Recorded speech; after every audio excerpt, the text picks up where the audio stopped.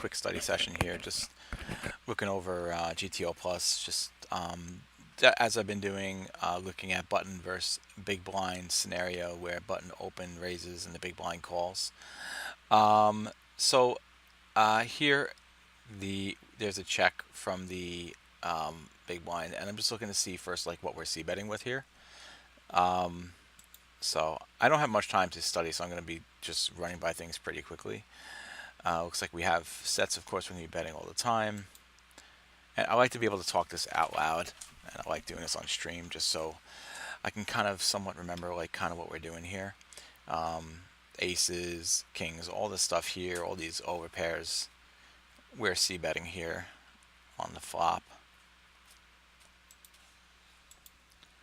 Top pair hands here. So top pair being eights. So we're c betting pretty much all of our over pairs. Okay, and that even included nines as well. So if you notice, we can c bet a little bit less with the less vulnerable over pairs, which makes sense. And the weaker our over pair gets, the more vulnerable it gets, the more we actually do want to be c betting here. Which just kind of makes sense too, because I mean, obviously this board's kind of a neutral board. I mean, the 4 and the 2 really doesn't connect well with either of us, but the 8 of course connects better with him than it does us. Top pair here. So looks like for the most part we're c betting over queen 8s plus and our backdoor flush draws for the jack 8, which makes sense. Now these hands here, the 10-8 hand and then 9-8 hand, I find it interesting that these here were actually going to check back, but the 8-7 and the 8-6 we're looking to be betting more. The reason why I think that is because let's say that this hand improves to let's say for instance we get 10-8. I mean, our opponent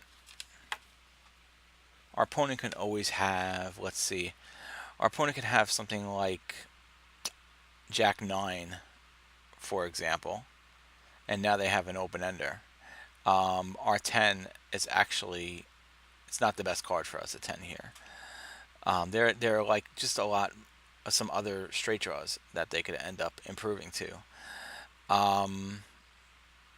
You know, let's say they had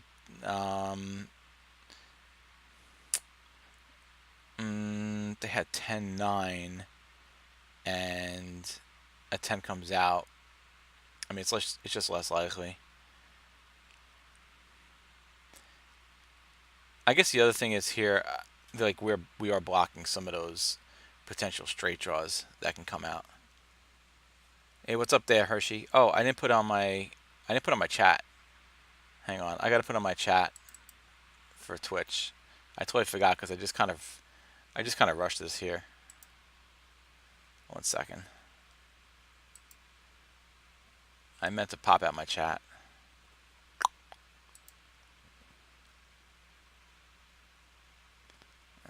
Hang on.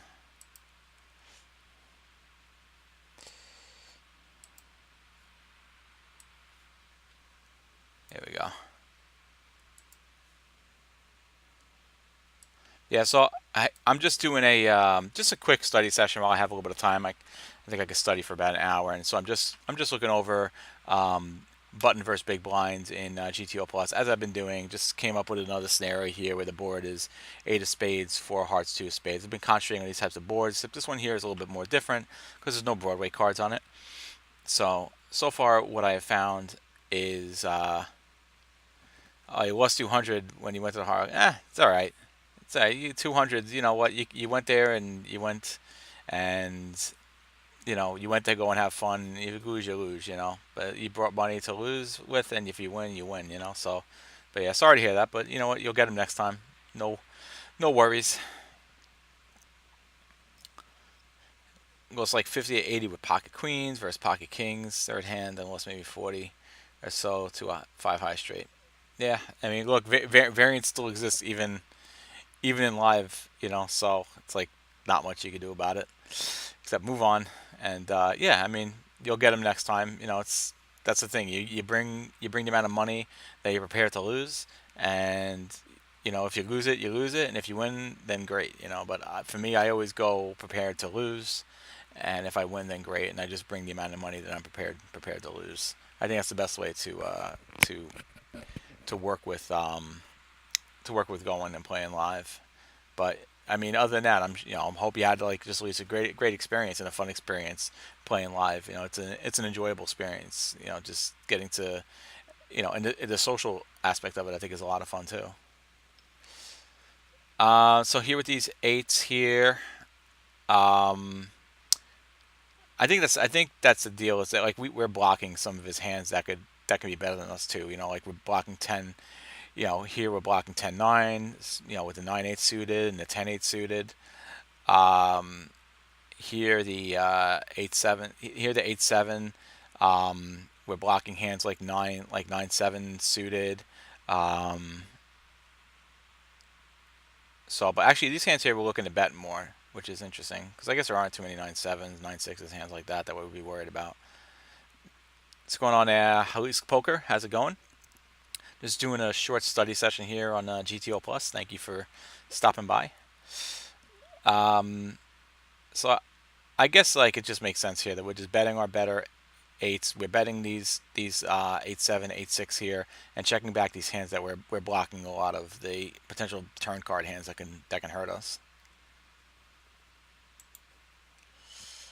Yeah, pocket pair below top pair just makes sense here that we're just going to be checking these. Interesting enough, you take a look at the 6 of spades and the 6 of clubs here. I mean the 2 6 of spades hands with the diamonds and the clubs. We're betting where we're looking to check actually the hand with the hearts. Um, I think that's just a matter of the fact that like we don't want to be betting the 6 of spades, 6 of hearts, because then at that point when we're betting that we're basically folding all of our potential opponents' bluffs, like with the backdoor draws that they may have. So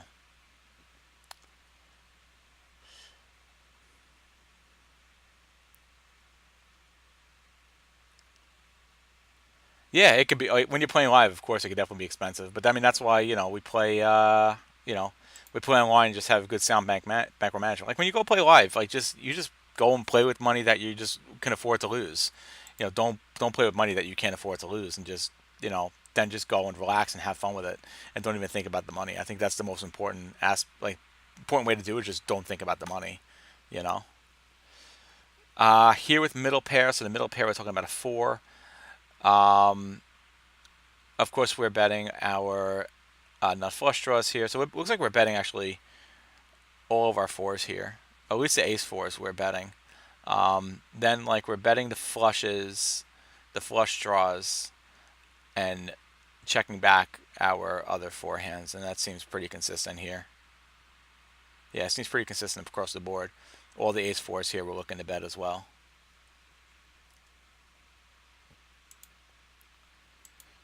Weak pair hands. Again, the backdoor flush draw makes sense. Of course, we want to bet that and check back the other ace twos, and our threes makes sense that we're just going to be checking them back. Yeah, definitely don't worry about a Hershey. And you know what? Just play your game online, and next time you have some money to go and play some more live poker, just do it, and have a good time with it. That's the way I look at it. It's just like you bring a certain amount of money and you just go and you play, and if you lose, you lose. And just like don't stress it. Just know you probably had a good time and it was a good experience, right? You had a good time and you had a good experience, right? I would assume, even though you lost.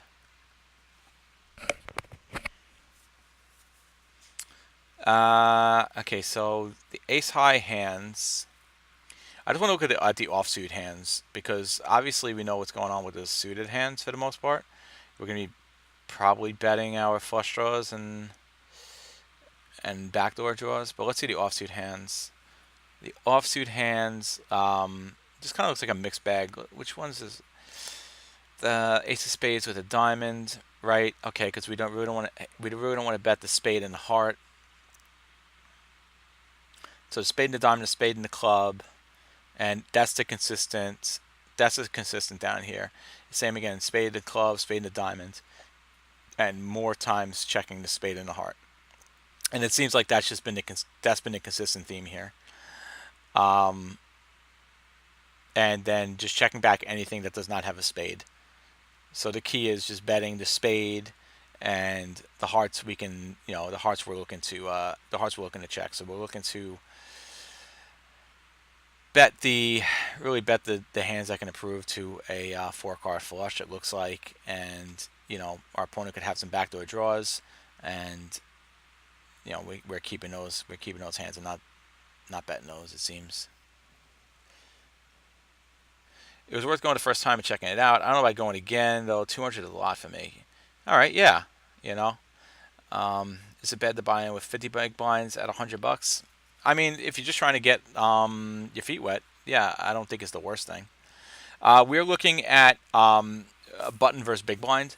So button RFI, big blind calls. That's been my focus for the week, is focusing on that, because I might even do it for like 2 weeks, because that button versus big blind is what um, is the situation that comes with the most. You open up from the button, big blind calls. So that's why I'm looking at that, because that's going to affect our win rate the most by nailing down these spots, and then from there focusing on spots that happen the next most and the next most after that. Um, I just ended up using my entire button range. I didn't, but normally I would open up two big blinds from the button. So, but for this particular example, I just used my whole button range, and for the big blind, this is the big blind's calling range I have here. So there are some hands here, like the ones that are the shaded colors. These ones here, I have him. These are based on some ranges I have. I have him only calling these 50% of the time, and the other 50% of the time he would have three bet. And the other hands here are calls 100% of the time. And then my range here, this is my range pre-flop from the button. But for the most part, like for me, like when I'm playing, at least playing at like zone tables, I'm betting two big blinds. Except there are select hands that I'll bet three big blinds. But for the most part, I'm betting two big blinds from the button. And actually, that's how I set up this exercise, was based on a two big blind open. All right, so flush draws here. Flush draws here. Looks like we're pretty much betting that ace king is like 50-50, but I would just always bet it there. I was looking for anything that might look like a check, but it looks like all these flush draws we're c betting. Makes a lot of sense. OESD, same idea. We're just c betting them. Gut shots. Interestingly enough, the the 7-6 and the 7-5 here. We're c betting our backdoor draws and our flushes. But for the most part, we're checking back our clubs and our diamonds here. So I think that's interesting that these weaker hands here. I mean, 7-6. I mean, if a 5 comes out, a 9 comes out, we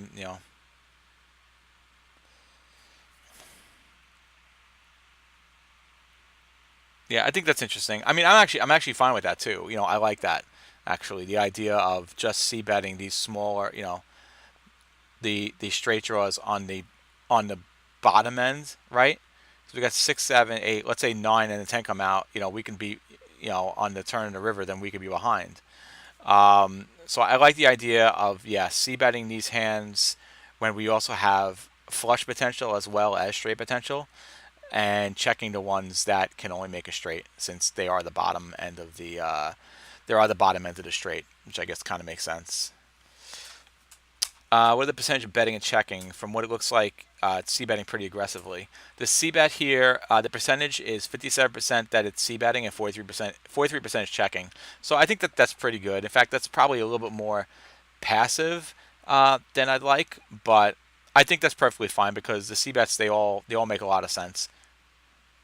And you keep in mind also that it's like there are very few hands that are like c-betting 100% of the time. In fact, the hands that are c-betting here 100% of the time, are the sets here are c betting 100% of the time for the most part, and over pairs here, the nines are c betting 100% of the time, and these here are checking some of the time, but for the most part, you're c betting these. The aces and the kings, not as much, and the reason for that is just because these hands aren't very vulnerable, so we can check back these hands and protect our checking range with these hands. Where a hand like nines, tens are a little bit more vulnerable to opponent having some overcards that can pair up on the turn. Where these hands here, we're not really nervous about any overcards coming and pairing the turn. So that's the idea about that. And the 2-card backdoor flush draws here. So for the most part, it looks like we're just checking our backdoor nut flush draws, except for when we get to the lower end here. Well, this is the pair, so we've already kind of been down this road. Ace five, ace three, and ace five makes sense because these also have straight draw potential as well. They're gut shots and flush draws, and it makes more sense that we would want to see bet here. No, it definitely favors the big blind's range a little bit more, but not that much more because the big blind doesn't have too many fours or twos in his range. Oh, this is ours. Hang on. I mean, this is his range here. Sorry, hang on one second. He's not going to be there until like 29. Okay. So I'm not going to be home until like 9:15. Okay. I mean, there'll be four of us here, so.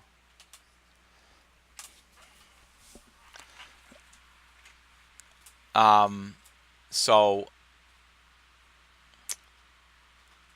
I mean, it still definitely does favor him more. I mean, of course, we don't have, but we're also in the button as well, so our range is huge as well. So it's pretty split for the most part, I'd say. It's not like super favoring him, but the thing is, like, if this board had Broadway cards on it, it would favor us a lot more. So I'd say it is kind of pretty neutral actually when you think about it, because our range is so huge to begin with as well, especially when we're opening up two big blinds. We have such a huge range as well, so we can have so many middling cards as well. But he's just not going to have a ton of overcards. All right, so we'll say, of course, that we're definitely going to bet here. So I'm just curious what kind of hands that they think that the opponent would raise here. I mean, obviously, definitely raising some sets, some two pair hands. Those top pair hands, 8-7, 8-6, 8-5, which seem to be like very favorable with this board, and you want to be more aggressive with those hands on this board. Other than that, there's really not too much that he's raising. I mean, he's only raising 12% of his hands here. He's got some bluffs in here, which is interesting. The 6-5 suited.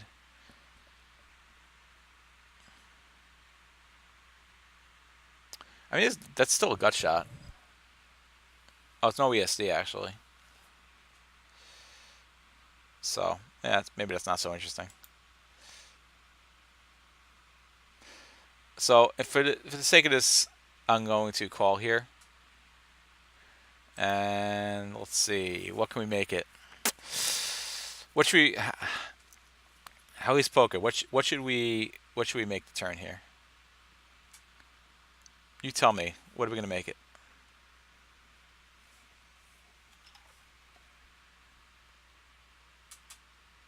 Seven of hearts. Okay. Whoops, that's not what I wanted. Come back.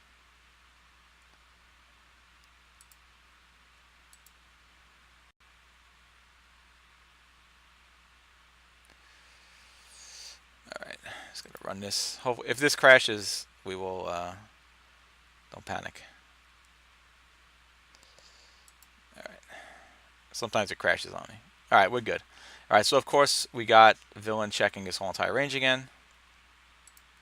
So what do we want to double barrel with? So let's go straight down the line.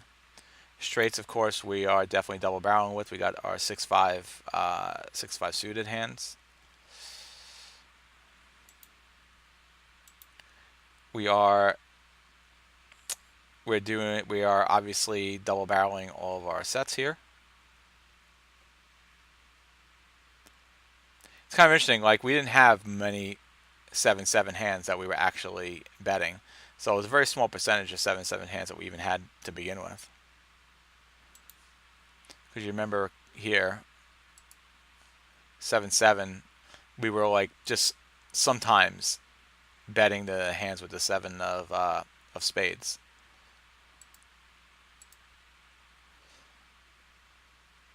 What else we got here?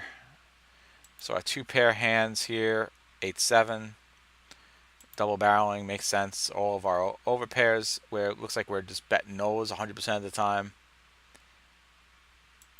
Top pair hands, same thing like on the flop, ace, the queen's up. We're c betting, and here let's see, we made it a seven hearts, right? So we're betting our flush draw now because now we did improve to a flush draw here with the jack eight. Same idea with the 10-8. So those are flush draws. I mean, same, so we're betting them. We're betting those despite the fact that they are our top pair hand. Top pair and flush draw. We're betting those. Very interesting. The check percentage on 7-7. I'd probably see bet a lot of because of protection against overcards. Yeah, I agree with you. I would as well. I would as well. I don't think. Although, yeah, I would as well. I agree with you. I would most likely usually always be c betting with the sevens there. Yeah, because I mean I agree. I would do the same exact thing. Um, but it's interesting that it's saying okay, well, c bet the hands with the spade, check the hands that don't have the spade, and I think that's interesting because I get the idea of that is the fact that if we check back the hands that don't have a spade, then because our hand is pretty vulnerable as it is, but we check back the hands that don't have a spade, then we're leaving bluffs in his range. So we're making his range a lot larger. Where if we bet all of our sevens, then we're probably actually reducing the amount of bluffs that he can have. So where by by checking back the sevens, I think that's what that really accomplishes by checking back the sevens that don't have a spade. That's a theory that's what I think is the reasoning behind it about checking back the non-spade sevens. Is because he could have spades in his hand and he could possibly have a flush draw that can completely brick, and now we have a bluff catcher with a pair of sevens on the river that doesn't have a spade.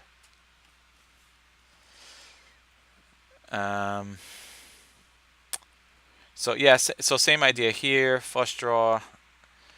Interesting that the 9-8 we're actually checking most of the time here.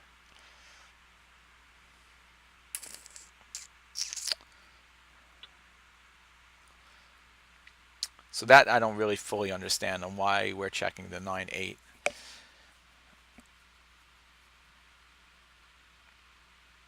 I mean, I guess we just want to. I guess we just want to bet our. I mean, we're betting all of our high kicker hands, but checking back the 9-8 is interesting.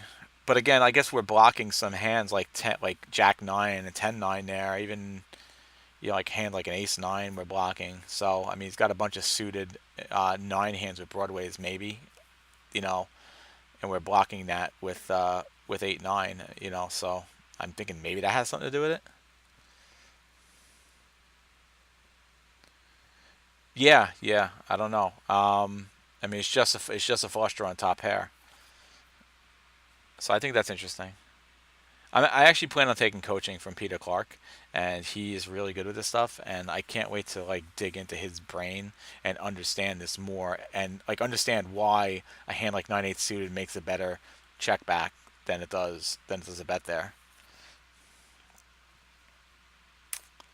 Um, and yeah, here are the flush draws again. So really the only flush draw that like it looks like we're really not betting is the 9-8 of hearts. So I'm just guessing there's some blocker effects between Jack 9, 10-9, which our opponent has in his range.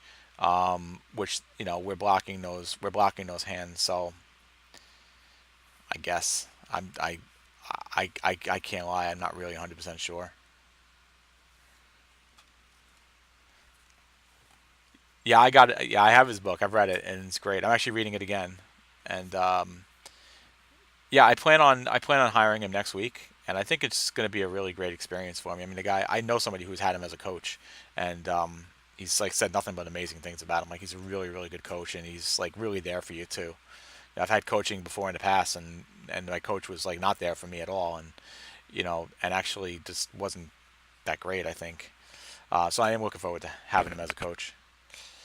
All right, so that was what top pair.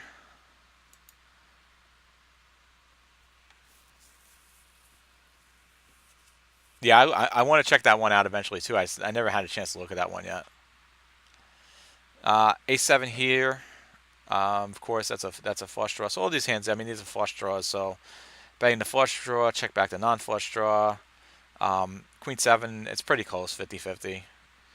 And I mean, okay, again here, Jack 7, 10-7. We're just betting the flush draws, checking back the non-flush draws. A7 offsuit, just checking back. Kind of makes sense. I'm kind of surprised that it doesn't bet the. I'm kind of surprised it doesn't bet the ace of spades or the seven of spades, but I guess again that's an issue of the fact that like we're blocking his bluffs. So let's check back the bluffs that we block there. Same thing with the ace of hearts as well. So I think that's just the same thing. Okay, and same idea here. Betting the flush draws. Betting the flush draws with the seven and checking back the rest, and it makes to me that makes total sense. Weak pair hands, we're pretty much checking them all back. So anything below a 7, we're pretty much checking here, except for 6-4, which is a flush draw. So that's interesting. We're checking back. We're checking back the ace 4 flush draw here, which I've seen this before in some of my other studies, that some of the lower end nut flush draws we've been checking, and we'll check that out. We'll see that actually in a second because we're going to go. In fact, let's just jump ahead to flush draws. So this is a little bit different. We are betting we're betting almost all of our nut flush draws here. A couple of exceptions. Ace king of hearts, we are not. Ace jack of hearts, we're checking 100% of the time.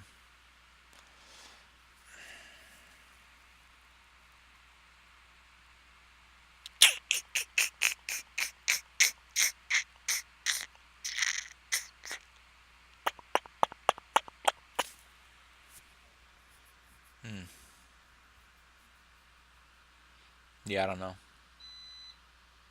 Why these two combos of hearts are we checking back? We're betting the spades, but not the hearts.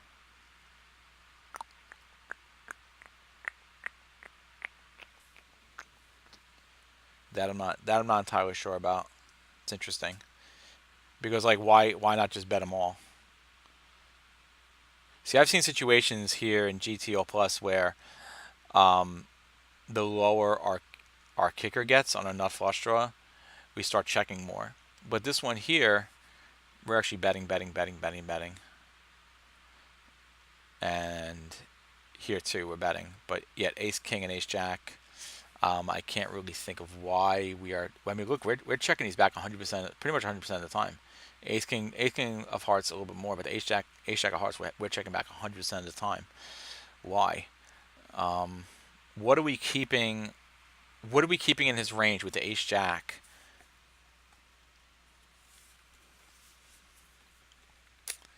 Yeah, but it's interesting. Like, what are we keeping? What are we keeping at the ace jack? Why are we checking back the ace jack? What are we keeping in his range by doing this?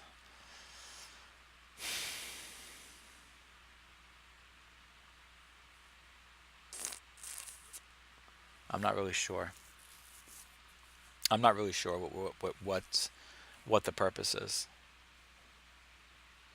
That's interesting though. I think if it were me, I would just be betting there. I would just be betting there along with the rest of them. Yeah, other heart draws, but I mean, but okay, okay, wait. But like we're betting the ace queen of hearts.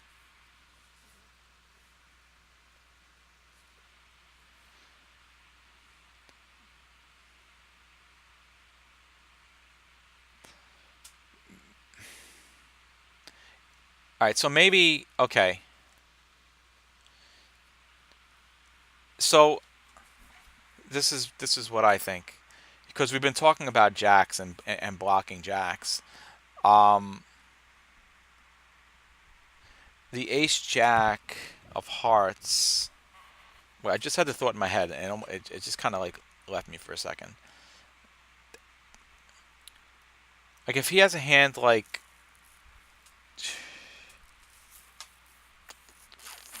darn it, I had it in my head and I just lost it. I'm gonna have to go back to that because I don't have a ton of time and I don't want to think about this for too long because I don't have a ton of time. But I'm gonna write down a note actually and just go. I'm gonna go back to this. So this was the 8-4-2 board. I gotta find like a good forum to be able to post on to ask these types of questions. A lot of the forums you post on them and they have no idea what the hell you're talking about. I should post on like Run It Once. Maybe like if I post on Run It Once, they'll have some kind of idea. The jack blocks are straight. So we got 7, 8, 9, 10. Yeah, like if they have 10, 9, our jack does block the straight. But still, then it's like why not just check back? Thank you so much for the follow. I appreciate it. Um, why? Like then why are we betting the ace jack of spades? Like that's what drives me nuts. Like why are we betting the ace jack of spades, not the ace jack of hearts? Oh my god. I'm gonna write this down. Why are we? Because we're checking back 100% of the time. Checking ace jack of hearts 100% of the time. I'm gonna put this like on the Rio message boards. Maybe I think like they're the most qualified to like reply to this. 2+2, they would have no idea. These other guys, they'd have no idea. Um, Ace high offsuit hands, and we're just checking back. So nines, which I guess again have that the blocker effect as has been the case. We can bet here ace six, ace five. All these hands like in the middle vicinity looks like we can be more aggressive with. But here, of course, we're just checking back all these other hands that completely have like just whiffed this board in all ways. I think it's just like maybe we have more fold equity with these hands with the nines, the sixes, and the fives. Um, these hands here we have less fold equity because if we have these hands, all these Broadway hands, that increases the amount of combos of middle of the road hands that our opponent can have, which means we're going to get less fold equity versus those particular hands because there are more draws and there are more potential pairs that we're not going to get folds on. So these make good blockers because when we have these cards, then where our opponent is more likely to have overcards that we're going to get them to fold. So I think that's the logical explanation for it.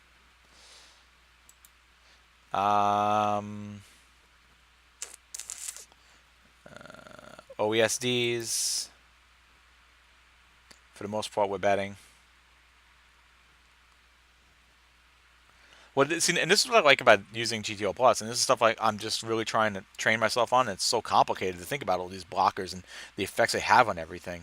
That's what I'm really enjoying about this is the fact that it's making me think on this more advanced level, and I feel good about it because it's something that is always really has interested me. It makes my brain like really, really work, and steam comes out of my head now, and I like that.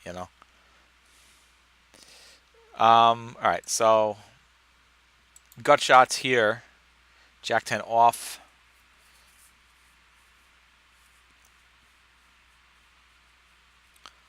So for the most part, we're betting, except We're not really betting. For the most part, we're checking the nine these hands. Except the only ones we're looking to bet are the hands where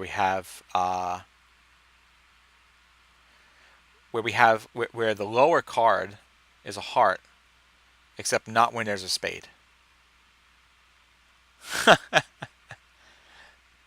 That's like super advanced, right? The lower card's a heart, but not a spade. The spade was the original flush draw. So I mean, our opponent is going to have more spades in his hand, and he's going to have hearts in his hand because it's just less likely that he's going to check to us and we're going to bet, and he's going to be just calling with uh, with backdoor flush draws. So we're going to have more hearts in our range than he will in his range, in his continuing range on the flop, because he's not going to call a lot of his backdoor flush draws, especially maybe some of his middling backdoor flush draws.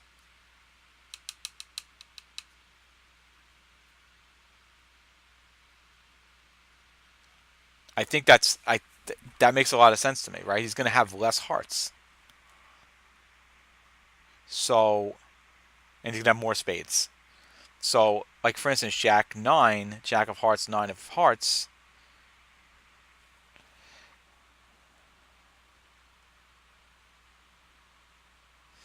He has a lot of hearts backdoor that called flop, and when he calls and hits, he'll call the turn very, very probably. So it's good to block hearts. Yeah, yeah. If he's calling those backdoor hearts, let's just take a look real quick. Let's go back. We bet. How many backdoor draws is he calling? He doesn't have too many. Look, he's folding a ton of his backdoor draws. Look at that. The middling ones. That's what and that's what I thought is the middling backdoor draws. For the most part, he's folding. Look at that. Kings, all those sevens, the sixes, the fives, the nines, the threes. He's folding all those backdoor draws, which is what I thought. Out of position, because out of position, you don't want to call a backdoor draw for the most part, unless it's a possible strong backdoor draw. And for the most part, he's folding them. The other ones he's not folding because they also have straight potential as well. These hands. So, well, obviously the eight's a different story. The eights. I'm sorry, because the eights are actually a eights 7-6. 7-6 is a gut shot too. So yeah, I mean it makes a lot of sense. I mean, because when you play, I mean, how often are you ever just calling a backdoor draw out of position? I don't think it's a very good play at all. So we have more hearts than he has, which means we could be more aggressive on hearts, which makes checking back ace jack of hearts even more confusing.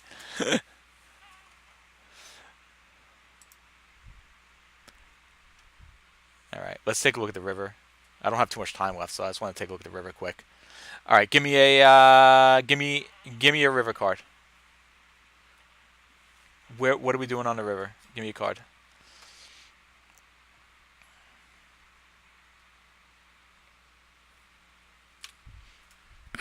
I appreciate you joining me. This is why I'm posting. I'm doing this stuff on Twitch, by the way, because hoping people come in and participate with me. It definitely helps me think. All right, that's cool.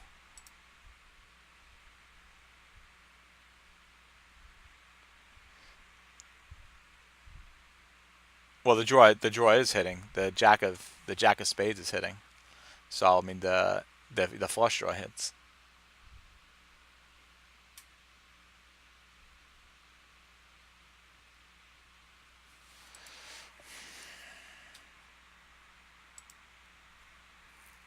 Oh, I screwed up.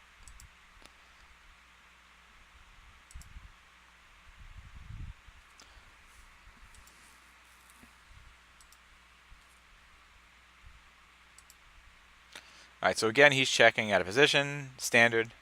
By the way, if we were playing on Ignition versus weaker players, we know that a lot of them like to donk on the river when they have a strong hand. But for the sake of this exercise, we're checking.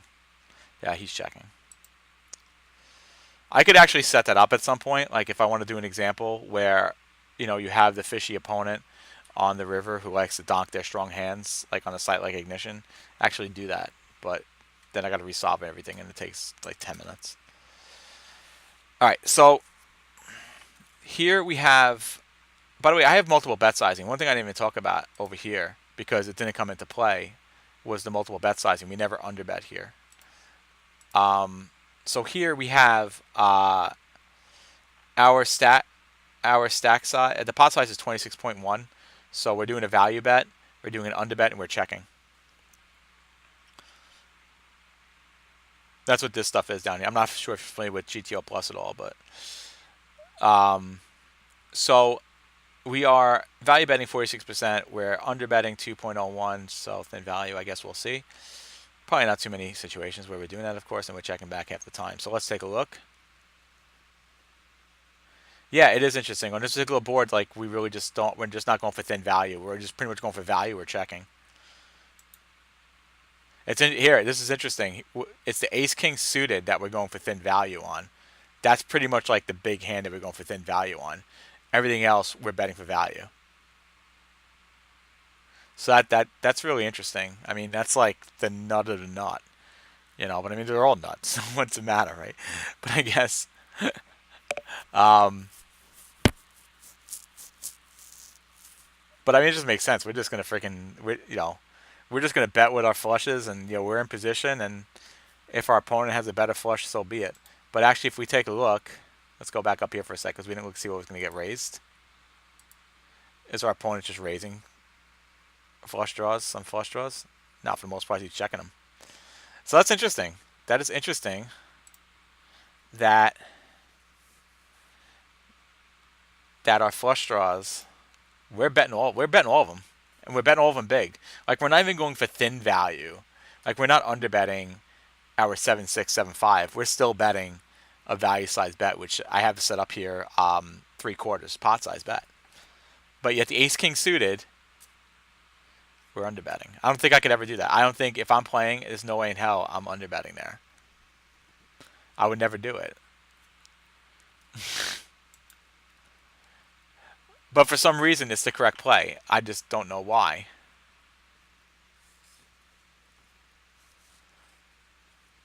Yeah, I mean, yeah, okay, ace king. I mean, we're dominating so much anyway, right? Because if we have, all right, so if we have ace king, we're blocking, um, we're blocking king jack, king queen, king 10 suited hands like that. That might call us. Does he have those hands in his range? He does. He has king 10. He doesn't have king jack. Doesn't have king queen. He has king 10. He's got a bunch of kings, of course. So he's got a bunch of kings that we're blocking. But still, I mean, like even if he has like a weaker flush, he's calling. He's not folding. He's not folding any flush. There's no way he's folding any flush. I highly doubt he's folding any flush. So why we underbet there, I don't really understand. Because like even so, he's got jacks because he's 3-betting king jack suited pre-flop.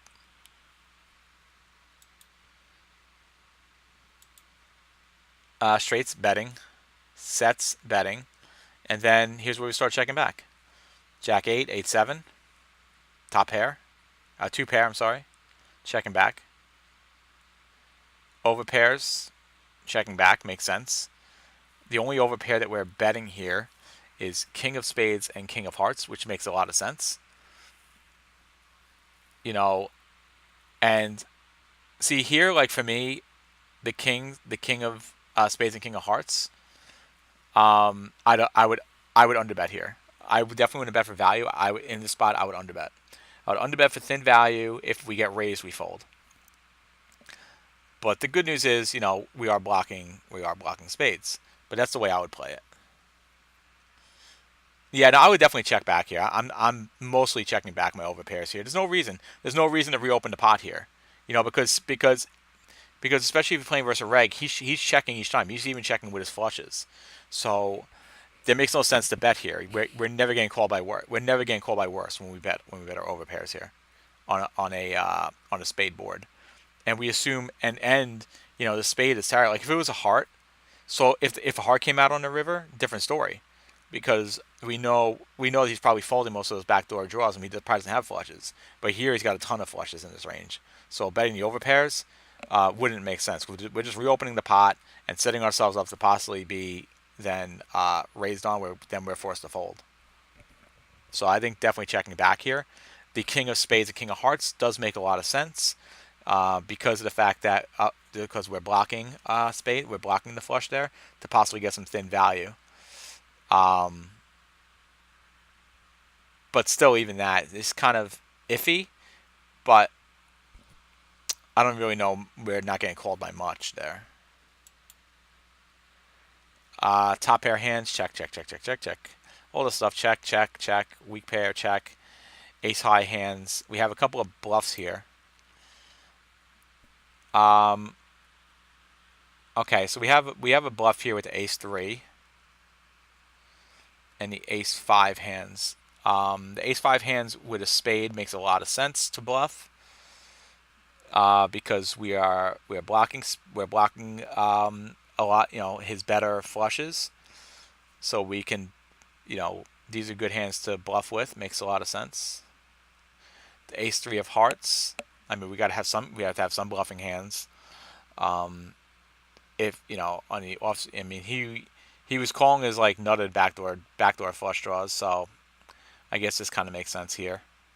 Checking the rest of them though, but this is like the very worst like possible hand because our goal here more than anything is just to get ace highs to fold in this spot because that's what we're worried about. We're just worried about losing the better ace highs here, so that's really our purpose here. And I guess I guess we're okay with ace five and ace six, but ace three, like that'd be my purpose. I'm betting here to get him to fold better ace highs, which we can get him to do.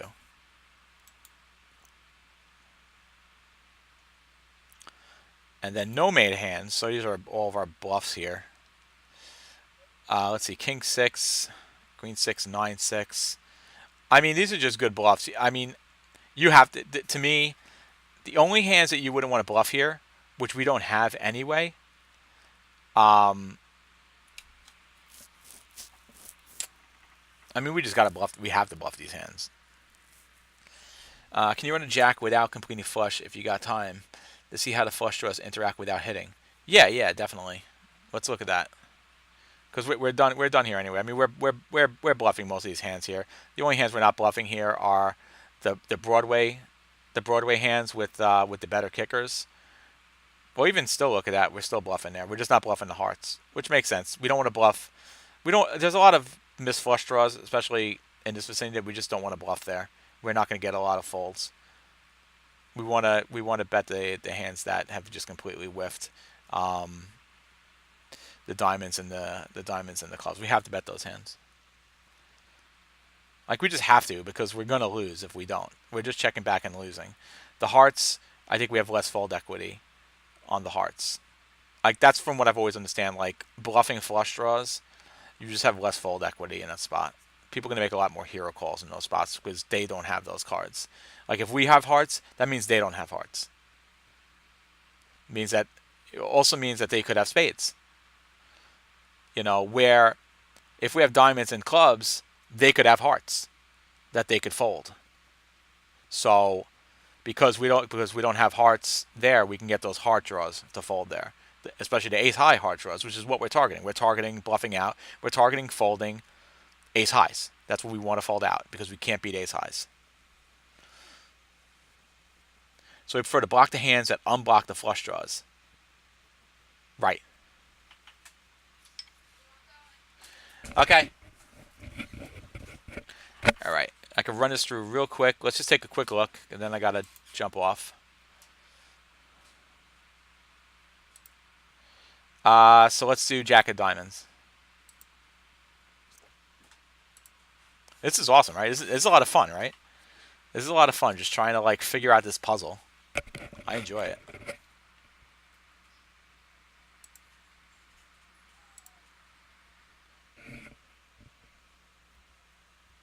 What's up there, Logic? You just catch me right towards the end. Yeah, no problem. I want to post my study sessions when I can. So you find me on here. You see I've jumped on. I try to make the little notification like show that it shows what I'm doing. So so let's just take a quick look here, and then I got to jump off. Um, so again, same idea. You know, we're mostly betting value, not under betting much. But we just wanted to take a look at the bluffs, right? That's really the key thing. Although if you take a look here now, of course, we're betting a ton, right? Look at that. We're betting our straights, our sets, two pairs, because now we're not as worried actually about these other hands beating us, where we were checking back so much when the flush hit, which makes a lot of sense. Still, some of these I would probably, you know, I'd probably underbet here. Tens and nines, I don't even know if I would bet here or not. If I bet, I'm just underbetting. I'm not betting for full value here. Same thing like always. Big blind versus button. Big blind versus button. Same idea as always. I threw those the upswing ranges in this one just for the fun of it. I gotta go through this real quick because I got people coming over in a couple of minutes. Um, so I just want to take a look at the bluffs here on the no main hands. Same idea. So it's interesting. This is interesting, right? Because it actually has us um, bluffing our missed flush draws. Has us underbetting the king queen hands and actually bluffing our missed flush draws.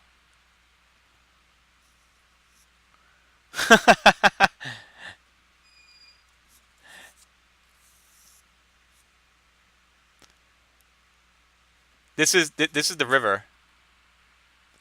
This is the river. I mean, do you think like what do you think, Logic? Do you think that we're just bluffing? We're just bluffing everything here, huh?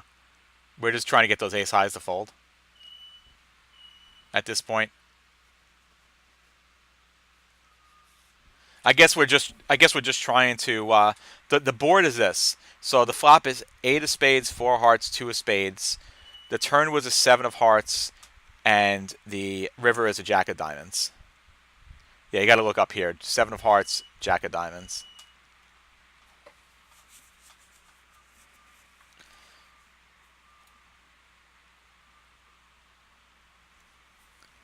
Yeah, I mean here we're just betting three. We're betting three quarters pot. I can't put in more bet sizing because in the solve just takes forever, and I get impatient. This solve even took 10 minutes, and I was like, ugh, it takes forever. Um, yeah, I guess we're just betting. I just guess we're just betting to bet out to fold out ace high hands here, and just like what else are we gonna do? We just got to bet, right?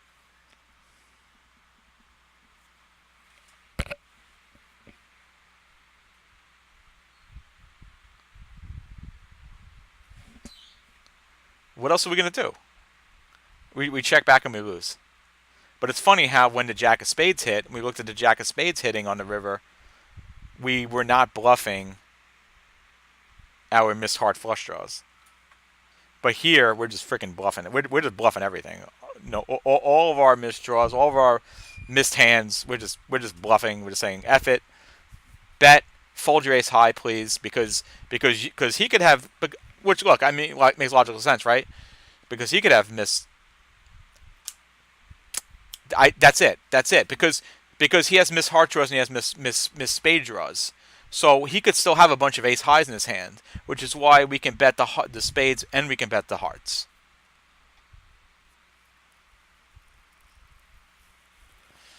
So you think it's interesting how it doesn't bet more the combos that unblock the flush draws. That jack can make him fold out 9-9 and 10-10 too. Yeah, good call. Good call. It can make him fold out 10-10 and 9-9 as well. Mm-hmm. Yeah. Yeah. I like it. I like it. I'm in. I love this. This is fun. This is fun.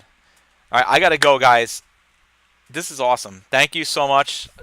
I love this. This is why I'm doing these. This is why I'm doing these streams here for my study sessions, because I want people to come in and study with me, because this is so much better than me doing this by myself. So I appreciate it. And Haliski Poker, yes, I appreciate the follow also.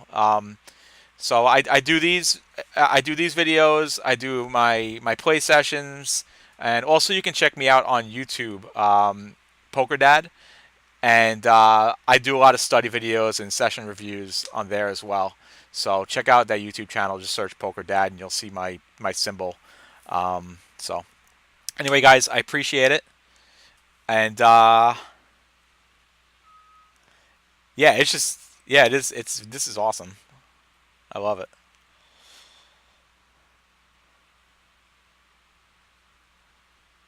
Thanks, I appreciate it. Thank you so much.